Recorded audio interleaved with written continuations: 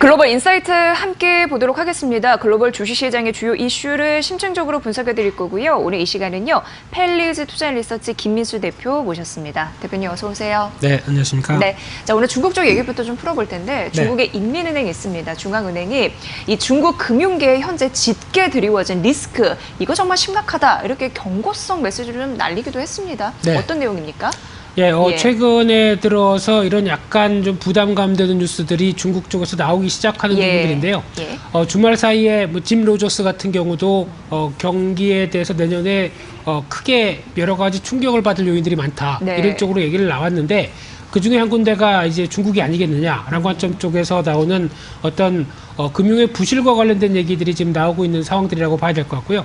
그래서 이례적으로 중국의 인민은행이 2019년 금융안정보고서를 내놓으면서 여러 가지 좀 경각심을 불러일으켰다라는 쪽으로 바라보고 있는데요. 그래서 은행에 대한 금융 리스크를 등급을 공개하면서 작년 4분기 기준으로 대형은행 24곳, 그리고 중소은행 4,355곳, 참 중국도 은행이 많습니다. 그런데 총 한 4,379개 은행을 대상으로 어떤 금융 리스크에 대해서 평가한 내용들을 공개를 했는데요. 일단 보시게 되면은 양호한 은행들이 한 370개, 그래서 전체 8% 정도밖에 안 되는 상황들이고요. 주의 단계부터가 거의 몰려 있습니다. 그래서 주의 단계 거의 78%가 몰려 있는 상황들이고, 가장 주목할 게 고위험 쪽인데, 고위험이 양호한 것보다 숫자가 더 많죠. 그래서 한 13.5%까지 나오면서, 특히 좀 안 좋은 얘기로 보게 되면 중소은행 13.5%는 신용에 대해서 파산 위기가 나올 수도 있다라는 쪽에 직면을 하고 있는 그런 상황이라고 봐야 될 것 같고요. 그래서 보고서 내용을 살펴보게 되면은 무엇보다 이제 글로벌 보호무역주의 정책 속에서 불확실성이 높다라고 언급을 했고요. 거기다가 정부도 잠재 부채 규모가 크다라고 얘기를 하는 가운데 회사채 시장이나 부동산 시장의 부실이 오히려 전반적으로 금융 시스템에 전이될 수 있다라고 경고를 했는데, 특히 콕 집어서 얘기했던 부분들이 P2P라고 하는 개인 간 거래 관련된 부분들이고, 인터넷 금융기관에 대해서도 부실과 불법 대출 문제를 계속 지켜보고 있다라는 관점 쪽으로 얘기를 했던 부분들인데, 보통 이런 리스크가 부각되게 되면은 중국의 인민은행 같은 경우는 부각시키는 게 아니라 약간 좀 처리하려고 많이 노력을 했는데, 먼저 이렇게 강하게 얘기했던 이유가, 보고서를 공개한 이유가 무엇이냐라고 봤었을 때, 가장 먼저는 어떤 인민은행이 중국의 금융계 리스크에 대해서 경고를 했다고 봐야 될 부분이라고 생각되고 있고요. 그래서 이제 이를 안정화를 위해서 시장 조치를 하겠다라는 부분들인데, 과거 같으면은 부실 금융기관을 지원을 했겠죠. 근데 지금 분명히 나왔던 내용들은 퇴출을 유도하겠다라고 하다 보니까 금융권에 대한 어떤 구조조정도 조만간 이어질 가능성이 높다라고 봐야 될 것 같고요. 또 하나 부채 문제가 수면 위로 올라오다 보니까 당연히 떠오르는 게, 일부 지방 중소은행은 부실하다고 하다 보니까 이 뱅크런이라고 하는 예금의 대량 인출 사태가 발생할 가능성도 이어지고 있는데, 그러다 보니까 시장 혼란의 가중이 될 가능성이 높다 보니까 이를 먼저 공개를 하면서 어떤 압박이 같이 들어갔다라는 쪽도 볼 수 있을 것 같고요. 그래서 이런 대응 전략까지 발표하면서 시장 안정화도 노리고 있다라는 쪽으로 초점을 맞추고 있는데, 일단 무엇보다 지금 중국에서 가장 많이 얘기가 나올 수밖에 없는 부분들은, 과거 한 5년간, 10년간 같은 경우는 중국이 양적에 대한 성장세로 클 수밖에 없었던 부분들이죠. 그런데 이런 어떤 후폭풍으로 부채 문제가 지금 떠오를 수밖에 없다는 쪽으로 지금 시각이 돌아가고 있는데, 이 화면을 보시게 되면 중국의 GDP 대비 정부 부채와 중국의 대출 성장률이 나오고 있는 상황들인데요. 일단 중국의 GDP 대비 정부 부채는 꾸준히 늘어서 어떤 부채에 대한 문제가 시장에서 불거질 수밖에 없는 정도로 계속 확대가 되고 있다는 쪽으로는 보여지고 있는데, 아직 GDP 대비 부채는 90%다 보니까 그렇게 큰 문제는 아니다라고 얘기를 하고 있는데, 이게 공식 발표된 부분들이죠. 그래서 이런 부분들을 떠나게 되면은 거의 뭐 150% 이상도 200% 가까이도 될 수 있다라는 쪽도 얘기가 나오고 있는데, 이런 부분에 대한 어떤 부담감들도 크다고 봐야 될 것 같고요. 그러다 보니까 중국에서는 정부가, 그리고 또 인민은행도 마찬가지로 대출을 줄이려고 무지 노력을 하고 있다라는 쪽으로, 오른쪽 그림 쪽으로 보시면 될 것 같은데요. 그래서 대출 성장률이 과거에 거의 한 15%까지 나갔던 부분들이 한 지금 12%대로 줄면서 계속 억제가 들어가고 있는 정책들이 나오고 있다라는 관점 쪽에서 어떤 관련된 부분들에 대해서 계속 주시를 하고 있구나라고 보시면 될 것 같은데, 그러다 보니까 어떤 현상이 나오냐면은 중국의 비제조업, 그러니까 즉 서비스업 PMI 같은 경우가 일단 압박을 받는 부분이라고 봐야 되겠죠. 그래서 일단 지난달에는 빠르게 회복되면서 개선 기대감은 있다고 하더라도 일단은 아직까지 이런 부채에 대한 문제를 계속 확대가 되는 부분을 막으려고 한다라고 하게 되면 대표적으로 부동산이겠죠. 이런 중심으로 나오고 있는 서비스업에 대해서는 아무래도 부진 요인들이 될 수밖에 없다라는 쪽으로 바라봐야 될 것 같고요. 그러다 보니까 전면적으로 경기 부양을 하지 못하는 중국의 입장들, 특히 최근 들어서 어떤 미중 간의 무역 분쟁과 관련된 여러 가지 압박들이 나오면서 경기가 부진한 모습들이 나오다 보니까 정부 입장 쪽에서 어느 정도 또 통화를 공급하거나 어떤 금리를 인하하는 여러 가지 정책적인 부분을 써야 되는데, 그렇게 되면 다시 또 부채 문제가 또 불거질 수밖에 없겠죠. 그러다 보니까 이런 쪽도 약간 딜레마에 빠진 가운데 아마 중국은 일단은 어떤 세부적인 경기 부양책과 함께 이런 어떤 대응책을 약간 미세한 쪽으로 조정하면서 부채에 대한 문제가 더 확대되지 않게 노력을 할 것이다. 이런 쪽으로 바라볼 수밖에 없는 상황이라고 봐야 될 것 같습니다. 네, 정말 뭐 부채, 부실, 퇴출 다 안 좋은 이미지를 갖고 있네요. 중국 은행 같은 경우에 13%가 파산 위기라고 하는데 금융 리스크 더 확대되는 것을 막기 위해서 중국 당국의 의지가 느껴집니다. 안 되는 건 자르고 가자, 뭐 이런 느낌이잖아요. 여러분도 이 상황을 좀 주시하시면 도움이 되실 것 같습니다.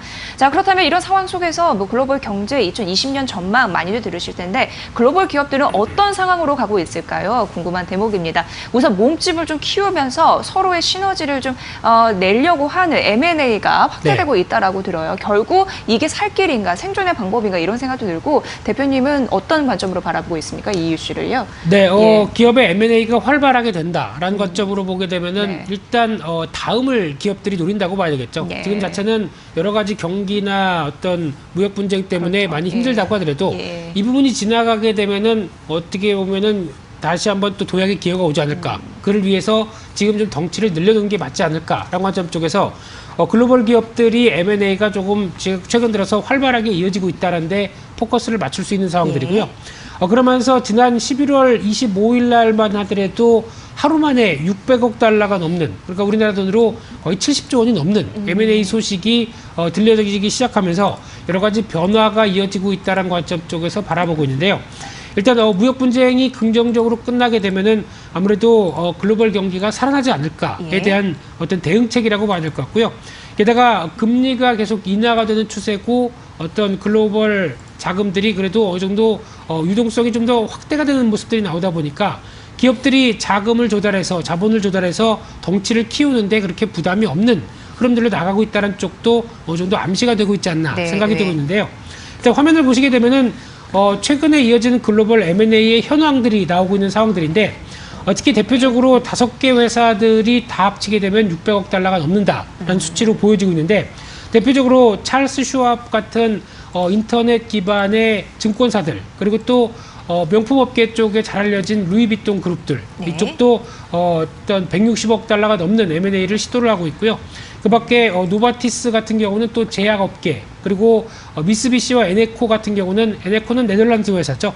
그래서 에너지 공급업체 관련해서 ESS 시장을 키우겠다라는 입장 쪽으로 보여지고 있는 상황들이고요. 또 비아고고 같은 경우는 스텝허브라고 하는 이베이의 자회사를 통해서 티켓 부분에 대한 파워를 좀 더 확대시키겠다. 이런 쪽으로 나가면서 M&A가 좀 더 확대되는 추세로 보여지고 있는데, 일단 가장 중요하게 두 가지 가장 컸던 빅딜에 대한 흐름들을 살펴보게 되면요. 첫 번째로 미국의 1위 온라인 증권사 찰스 슈왑이 2위인 TD 아메리트레이드를 260억 달러에 인수했던 모습들인데요. 일단 그렇게 되면 고객 합산이 2,400만 명이라고 합니다. 상당히 우리나라 인구의 절반이네요. 그렇네요. 그런 관점 쪽에서 보유 자산은 5조 달러까지 커지게 되는 상황들이고요. 거기다가 이제 중기적으로 투자 서비스와 같은, 그러니까 즉 거래 쪽으로만 초점을 맞추는 게 아니라 투자 서비스까지 확대시켜서 온라인 기반의 여러 가지 변화를 이끌어내겠다라는 쪽에 포커스를 맞추면서 경쟁력을 키우겠다고 보여지고 있는데, 그러다 보니까 글로벌 IB들도 약간 또 주시를 할 수밖에 없는 상황이라고 봐야 될 부분인데요. 그러다 보니까 주가는 찰스 슈왑 같은 경우 덩치가 커진다라는 관점 쪽에서 일봉만 본다고 하더라도 그날 발표가 났던 다음 날 같은 경우도 갭상승으로 바로 뜨면서 어떤 덩치의 확대에 대한 기대감들이 또 주가에 반영됐다라고 볼 수 있는 상황들인데, 특히 이제 금융권 같은 경우는 저희가 많이 얘기하는 게 규모의 경제죠. 그렇죠. 그만큼 규모가 커졌을 때 나올 수 있는 수익 기반이나 실적 기반들은 높을 수밖에 없겠다라는 부분들을 말해준다고 봐야 될 것 같고요.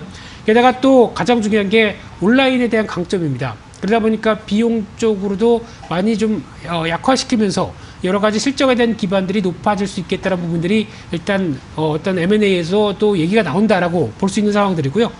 두 번째는 프랑스 명품 패션 그룹인 루이비통, 모에, 헤네시 발음도 어렵습니다. 예. 이쪽에서 LVMH라고 하는데 미국의 보석 업체 티파니를 162억 달러에 인수를 했고요. 그렇죠. 예. 그래서 명품 업계 쪽에서는 사상 최대의 M&A다라고 얘기를 하고 있는데 일단 이 LVMH가 티파니를 인수하면서 까르띠에를 보유한 그룹 리치몬드 그룹과 경쟁을 한다는 쪽에서 변화가 나오고 있고요. 특히 LVMH가 보석 부분이 취약했다라는 쪽인데 그에 따라서 오히려 이 부분에 대한 보강이 나올 수 있겠다는 생각이고요. 거기다가 미국이나 중국 같은 시장에 대해서 공략을 네. 하겠다라는 쪽에 기반을 마련했다. 그러면은 취약한 부분에 대한 어떤 보완이라고 봐야 되겠죠.